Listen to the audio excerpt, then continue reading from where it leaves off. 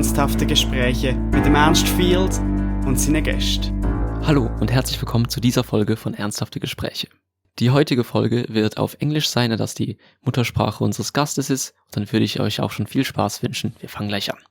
So today I'm joined with David Field. David Field is a South African theologian who works here in Basel for the United Methodist Church. David, what do you do for a living? That's a good question. My main, I do a number of different things. I'm the coordinator of Methodist E-Academy. This is an online theological education project of Methodist churches across Europe, providing supplementary education and further education, mostly for pastors in Methodist churches, but in the future, increasingly also for other people, lay leadership within the church. And in addition to that, I act as a consultant on online learning with various theological education projects in Africa. Speaking of Africa, you are from South Africa, as I said in the beginning. How does one come from South Africa to Basel in Switzerland? Well, that was because my wife happens to be German, and when we got married, I was teaching in Zimbabwe, and we had to decide where we would live, and at that stage, the social and political economic situation in Zimbabwe was not looking particularly good. It was fine as a single person, but for the idea of a family, we decided that it would be better if I moved to Germany, where we did originally. And then when my wife moved to Switzerland to take up a position as a pastor in the United Methodist Church, the methodistische Kirche in Switzerland, I came with. So I've been following her around Europe. Next to your work, you've also written different books and have research, I think, as well in the University of South Africa. Yeah. So, how's that? Well, I've been involved in a number of different areas of research.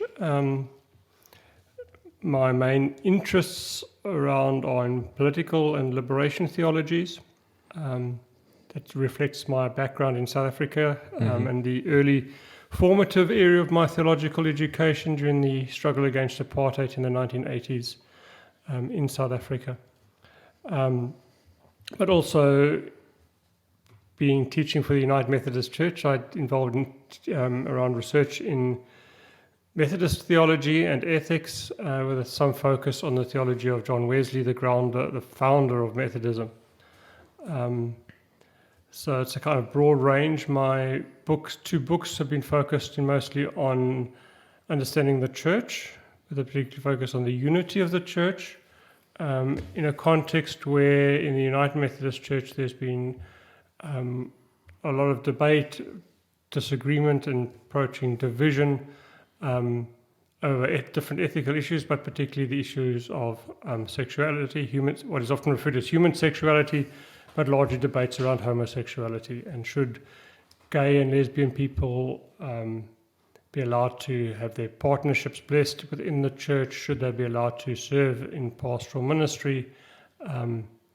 While those questions might seem obscure and somewhat obvious in a Swiss context, at an international level they are highly contentious. Yeah, so one of my questions was, how did you come to write the book Our Purpose is to Love, which is the book on that context, and you pretty much answered that now. But you've also done work then on the finding a solution for the church on that, not just writing a book about it, right? Yes, well, I was served on an international commission, so-called Bishop's Commission on a Way Forward, which was an attempt to find a resolution in which people with different opinions could be accommodated within one institutional church structure. The book, Our Purpose is Love, was written really out of the conviction that the issues were not so much about or just about the way we structure the church, structures, organizational, institutional relationships, but far more about a vision of what it does mean to be the church in the contemporary world. Mm-hmm. And so I attempted to, in that book, describe a vision for the church, drawn extensively from the works of John Wesley, but also other contemporary theologians and thinkers, apply that to the situation. So how divided do you see the churches? I mean, especially like you said in the US or in international context, it's more divided than here in Switzerland. But how is that? Is that very divided? Can they work together, or is it much tensions and very difficult? I think it varies from context to context. You need to recognize in the very different context of the Methodist churches in Europe, where we are small minority churches, often in contexts which are not particularly favorable towards the Methodist Church. Whereas in the United States, the United Methodist Church, I think, is now the second largest Protestant denomination, Protestant confession. It was for a number of years the largest Protestant church in the US, with many influential members, members of Congress, certainly leading politicians, senators, and so on. Yeah. And often you can see they just from completely opposite political places in the spectrum of American politics. You will find members of the United Methodist Church, from the so-called extreme left to the right conservative Republicans, and so that breadth and the divisions, particularly within the US, play out in the church field as well. So although the debate has been a lot around homosexuality, behind that lies the so-called cultural wars in the US and the strong divisions between the left and right in US politics. The one question was, how do you see that division in Switzerland? But I guess with the different culture approaching politics and all that, it's pretty easier to find solutions for disagreements like that. Or is that also, do you also see a difference between the more liberal and more conservative people in the church like that? I think there are differences of opinion, strong differences of opinion. I suspect then there's an ongoing discussion within the church in Switzerland, which will come as a proposal to the annual conference of the church this year,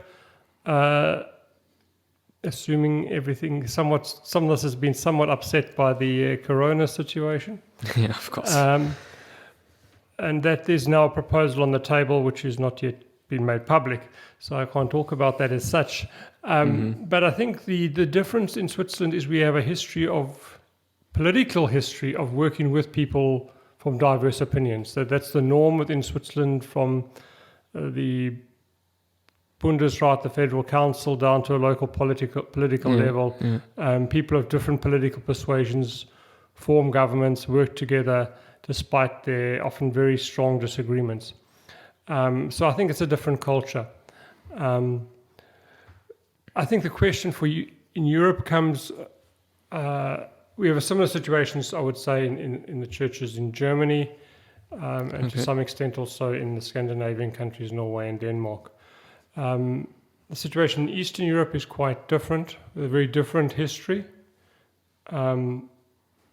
where churches, on the one hand, during the communist era, many of these churches were small, were persecuted, were subject to repression from the state, and have therefore a strong culture of resisting pressure from outside.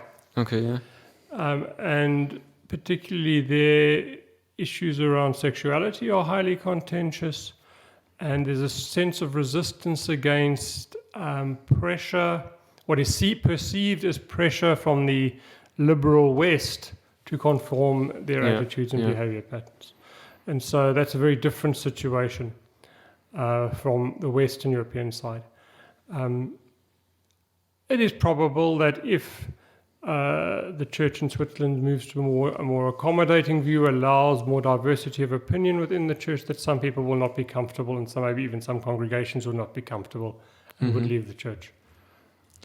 So then, what is the solution for disagreements like that? Like in the US, what can people do when they disagree, and how do they, like, if one congregation is more conservative and one is more, and doesn't oblige with the rules that they have, what do they do then? The Commission on a Way Forward drew up two proposals which essentially the main one, which is regarded as the one church plan, sought to provide that local congregations, if they wanted to, could make their own decisions about who they married, what kind of pastors they wanted, or at the regional level, the so-called annual conference, which in the US would be largely the equivalent of the church within a particular state or portion of a state, could make decisions where the annual conference was more or less in agreement. That was the one church plan. The other alternative we discussed at that stage was to have 3 or more branches of the church with differing views around sexuality. Both those plans were rejected at the special general conference called in 1919, and instead the general conference decided to maintain its traditional position of saying that, in the words of the official documents, that the practice of homosexuality is incompatible with Christian teaching, and therefore the church is opposed to any forms of marriage between people of the same sex, and regards and ordaining people who are in relationships, same-sex relationships. But it is present before the church, which was supposed to come up in 2020, but due to Corona, the General Conference was not held and should be held. It's again scheduled to be held in October 2021. Whether that will be possible or not is an open question. But that would, the two related proposals. The one is a proposal which would allow a separation within the church, that those who are more conservative would be able to leave with their property and funds, and form their own church. And other groups might also want to leave those on the more, for want of a better term, the left of the church. And then going with it is a second proposal, which has been called the Christmas Covenant, which argues that for the remaining portion of the church, a much greater level of regional autonomy is given. So the churches in Europe, or within sections of Europe, would be able to make their own decisions. So in practice, it would mean, for example, you could see churches in Western Europe adopting a more affirming and inclusive attitude to LGBTQ people, whereas maybe churches in Eastern Europe retaining the traditional conservative position. And also then even within a country such as Switzerland or possibly Germany is also working on a similar process, that within the church, within the country, you would allow for divergencies at a congregational level. How exactly that will work out is still need to be negotiated. But that's the kind of direction certain churches in Western Europe are moving in. Okay. Just to go back to the start of your answer to that question, you said the special conference in 1919. It's 2019, right? 2019. Yeah. Sorry. Okay. Yes, no, okay. that just 2019. Sorry. That's correct. Yeah. So in your book, you talked about then bringing a solution how the church should look. So everybody is included in that. What is the most important takeaway one should get from reading the book, and how they should then, either live or try to live in the form of the church? I think, the title, Our Purpose is Love, or is that my understanding is that certainly within the Methodist tradition and the theology of John Wesley, the church is called to be a body that embodies, that expresses love. Now, that, of course, love is a word that can mean virtually anything and nothing. In our modern world. And so there I'm really thinking about an attitude and actions which seek the good of others. And that requires, I think, in terms of this, and that then impacts a whole lot of areas of life, not just issues around sexuality and debates about dividing the church, but also about how we look at economics and politics, personal life, and a host of other issues. Yeah. In terms of the debate within the church, my takeaway would be that two things. One is a recognition of our own fallibility, that we don't know everything, Yeah. that we do make mistakes, that our understanding is not perfect, and that just maybe the people we disagree with are right. Yeah. Now that's difficult, I know. I mean, as a person who's very committed to the inclusion and affirmation of LGBTQ people within the church, Yeah. I find it difficult to say that the conservative position just might be right. Yeah. For me, I think what has been easier is to recognize that although I disagree on this issue with people who are good friends, Yeah. in other issues, I can learn a lot from some of those people. Yeah. So for an example, what I try to do in the book as well is to say that if you look at different regions, different countries, you find people embodying love in different ways. Yeah. So just to give you another example, I have acquaintances who are pastors in Serbia, Mm-hmm. working in very different situations from Switzerland, amongst very poor, Yeah, socially economically deprived communities, who really model a self-sacrificial lifestyle of seeking the good of people in their community in often difficult circumstances. One of them, interestingly, a former student of mine, is married to an Austrian citizen. So it'll be very easy for him to leave Serbia and get a job in Austria. And I once asked him, well, why don't you do this? And he said, no, he believes God has called him to this situation. So he's prepared, even though economically and so on, it's not good. That's what he believes he's called to be doing. Mm-hmm. Or I have acquaintances, students who are working amongst Roma communities in Hungary or in Romania, Bulgaria.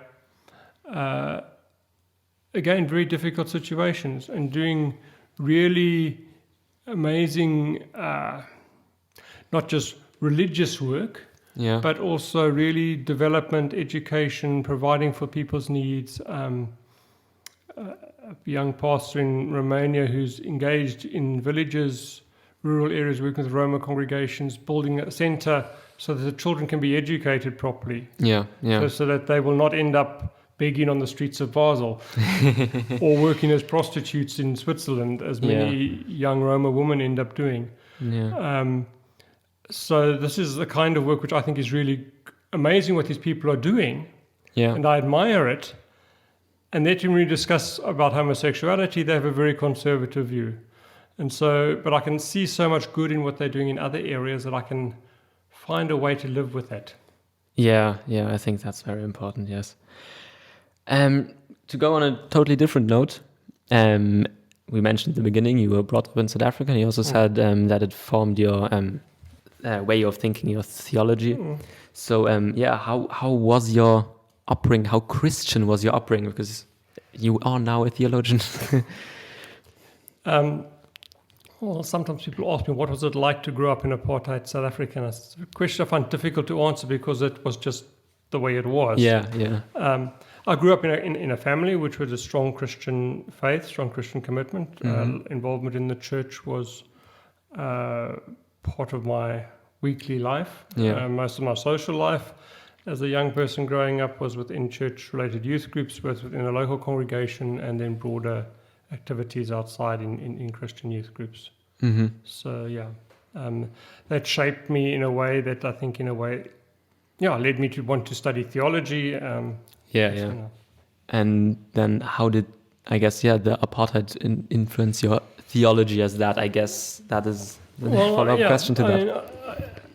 As a young person growing up as a teenager, in the mid-70s, those who know the history of South Africa will be aware that 1976 was a crucial year in the history of South Africa. Yes. To the year of the Soweto uprising, when teenagers, people the same age as me at the time, rose up against the authorities. During that time, many were killed, many ended up in prison, many were tortured.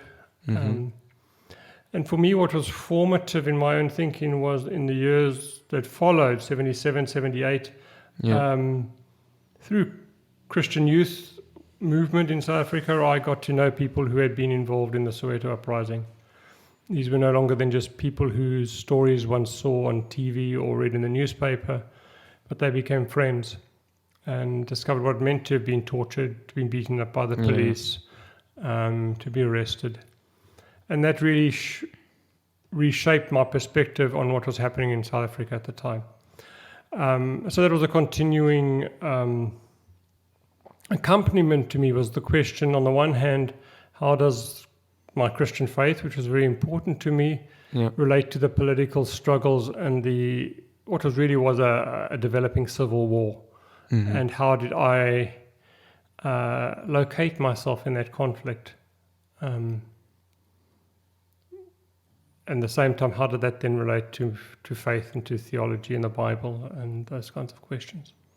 I guess a question that works with this is what events that you experienced, well, I guess especially then or in general in life, if you want to, you think other people, if they heard that story of something that happened, could learn from the most, like you learned from? Well, I think to me, it's always been a combination of events and people. Yeah. The Soweto uprisings and the spreading uprising that was really throughout South Africa at the time, initially was not that, well, it was close and not close to me. The area I lived in the city of Cape Town, was very close, geographically close, to one of the so-called black townships. So whenever there was political activities, protest actions, we saw the smoke, heard the police sirens, saw the helicopters flying over, would get a whiff of tear gas maybe if the wind was blowing in the wrong direction. And heard shots being fired, and so you were that close. And yet it was not directly part of my life, because it occurred somewhere else. So it was really until I actually met the people who were involved that reshaped the way I thought about things and had times to discuss and had allowed them to ask me questions and challenge my very naive viewpoints. I remember clearly a young guy I'd met in 77, we were in 78, I think around 78, we were at a conference together, and he really just kind of tore into my very naive political ideas and just showed me that they were just really not adequate. So that connection of personal and what was happening around, I think, shapes my perspectives. And in one sense, the theology is always personal. But in another sense, to me, it's also always political. Those things are never separated. Again, around the issues of homosexuality, definitive for me was that a woman I dated for quite a while, quite seriously. After she broke up with the relationship, some year later came out to me and told me, she was lesbian and was now in a relationship with another woman. And I spent quite a lot of time just walking with her through that experience and coming out and grappling with what that meant for her faith and her life. And so that really helped me see that issue from, again, not from a theoretical perspective, but from the perspective of somebody I knew. And that's been constantly through those experiences. And then that obviously then has political implications, because as soon as you begin to think, these are people I know who, why should they not have the same rights that I have? Why should a gay or lesbian couple not be allowed to be married as I can as a heterosexual person? On what basis does one reject that?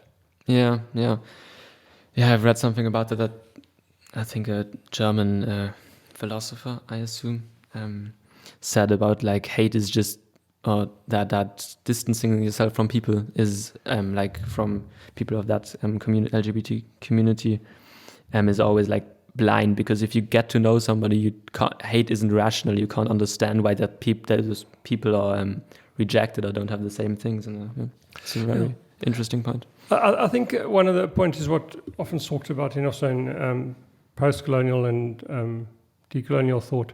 They talk about othering people. To create an other.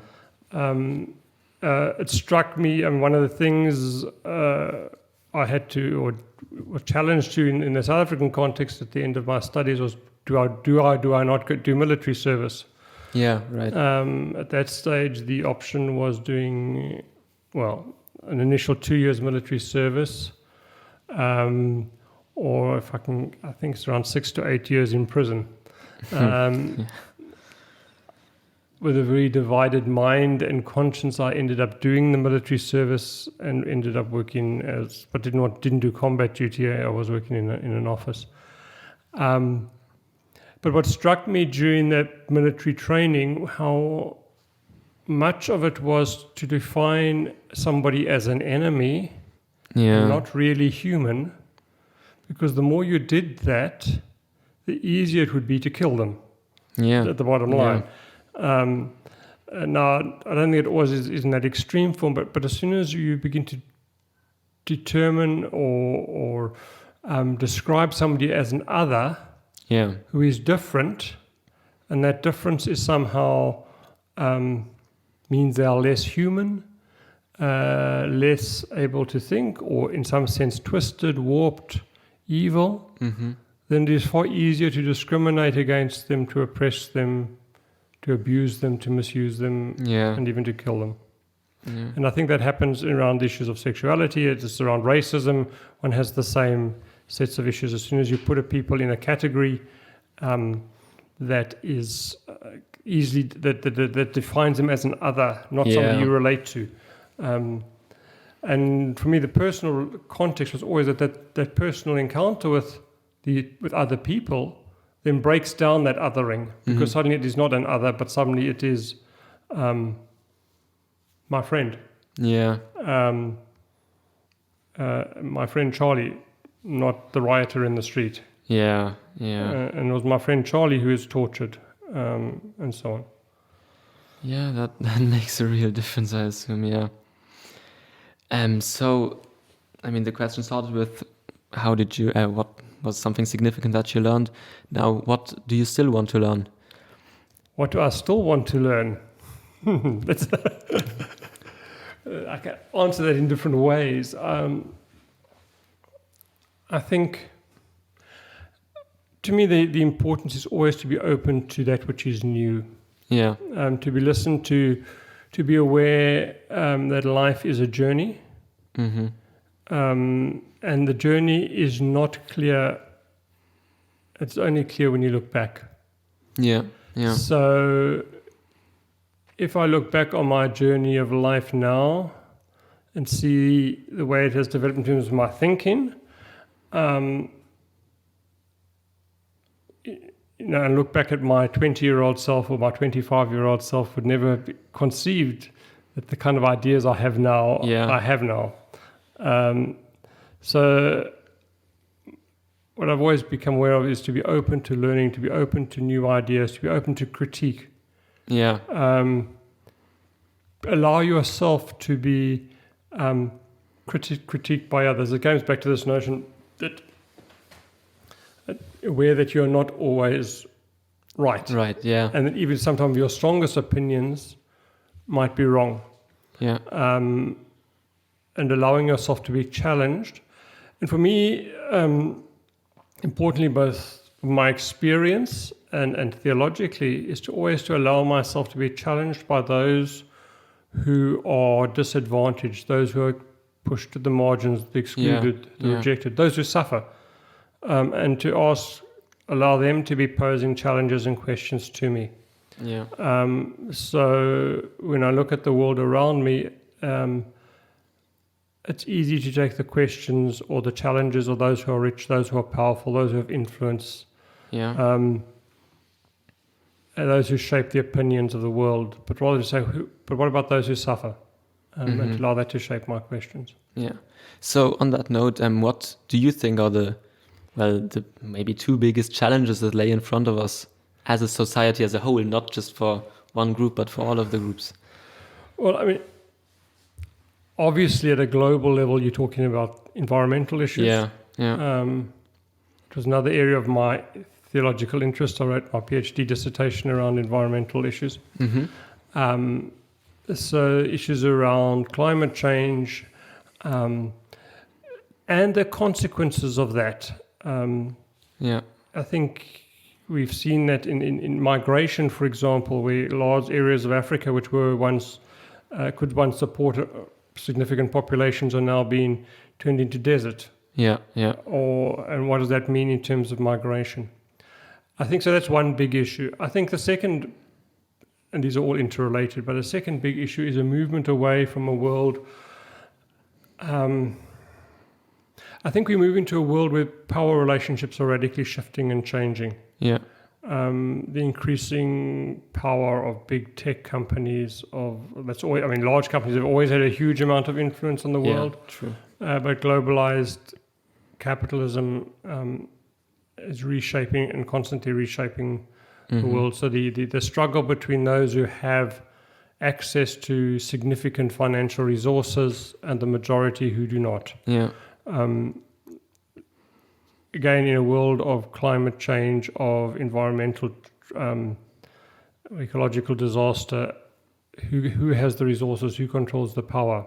Are we going to move into a increasingly a kind of globalized apartheid society where you have those who have power and wealth and money, and the rest? That's just, and there are all sorts of consequences of that. I think the rise of nationalism, of right-wing fascist type movements are all responses to that. So we need a new global. I think the concept of an international obviously has roots in the socialist movements of the early part of the 20th century. But do we an internationalism that rejects, on the one hand, both the globalized capitalist solutions, and on the other hand, also the kind of petty nationalism, which pits small groups against each other and ends up exploiting those who are most vulnerable. Okay, and then the last question is again back to you, and also I guess back to the question before that. How do you want to be remembered? Wow, it's an interesting question.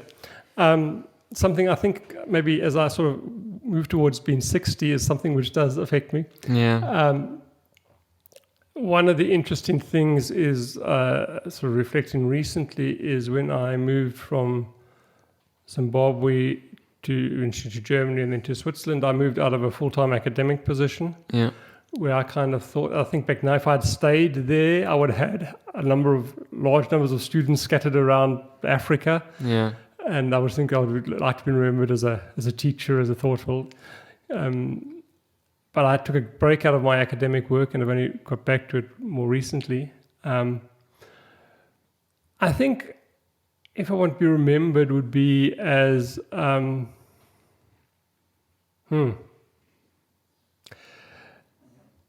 as somebody who took Christian faith seriously, but did so in a way which sought to address the complex issues of our world, and sought to equip other people to do that. In theology, you often have schools of thought associated with big names. In Basel, obviously, the name that comes to mind is the great Karl Barth, and you have people who identify themselves as Barthian, earlier generations as Calvinists, or in the Methodist tradition as Wesleyan. I don't want any Fieldians. Fortunately, Field is such a common name that is not likely to have it. True. But rather that people who've studied with me, who I've influenced, are people who think and have been given tools to engage their situation, whatever that situation might be. So that's at an academic level. Obviously personal level, there are other kinds of issues I want to be remembered for. Yeah.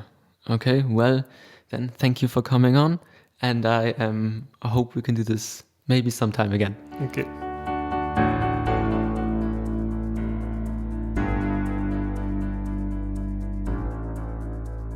Verantwortlich für die Erfolg Ernst Field, Musik Noah Stritt.